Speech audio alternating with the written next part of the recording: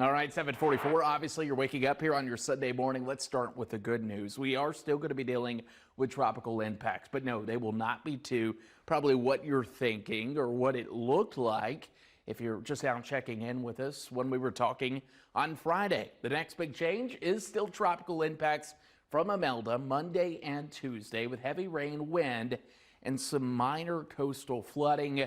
Some new data coming in as we speak about that coastal flooding, and we'll talk about that here in just a couple of minutes. First and foremost, here's the track. Once again, keep in mind the cone represents where the center of Imelda could pass. Goes a little bit further to the north before turning to the east. A little bit more rainfall for us, maybe a little bit more stronger winds along the beaches. But at this point, yeah, we're looking really good compared to where it could be. Now, keep in mind, with Imelda and Umberto, there's two storms out there. The waves going to be a little bit larger as we head into this week, not to mention, yeah, rip currents going to be another thing we'll have to talk about earlier in the week. But there's a look, and here's a picture of the two kind of dancing, if you will, as we go into that forecast Monday night and Tuesday morning. All of this more top heavy with Imelda. What I mean by that is tropical moisture being pulled to the north of it.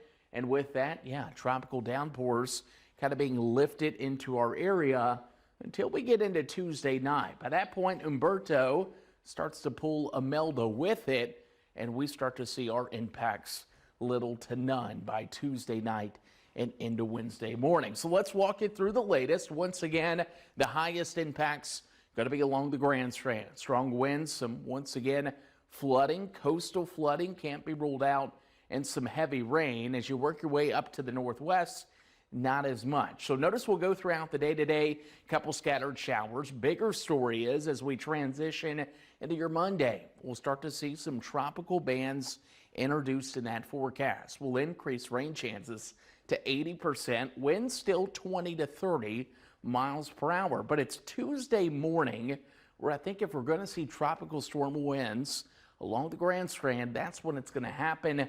We'll look at 30+ mile per hour winds. Obviously, tropical storm force is 39 miles per hour. I think regardless for everyone, Tuesday, especially in the morning, is messy. It's talking wind and talking rain as Imelda begins to pull away.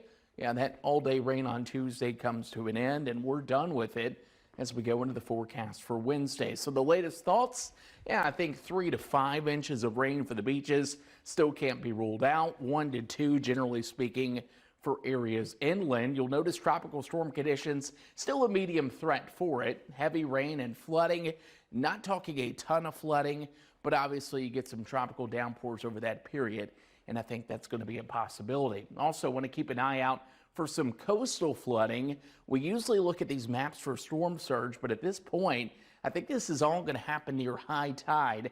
If you're going to see any minor coastal flooding, you'll notice 1 to 3 feet there in the inlet. That's going to be probably near high tide there Tuesday morning. We'll continue to watch these maps closely, but not talking significant storm surge thanks to Imelda being far enough to our south.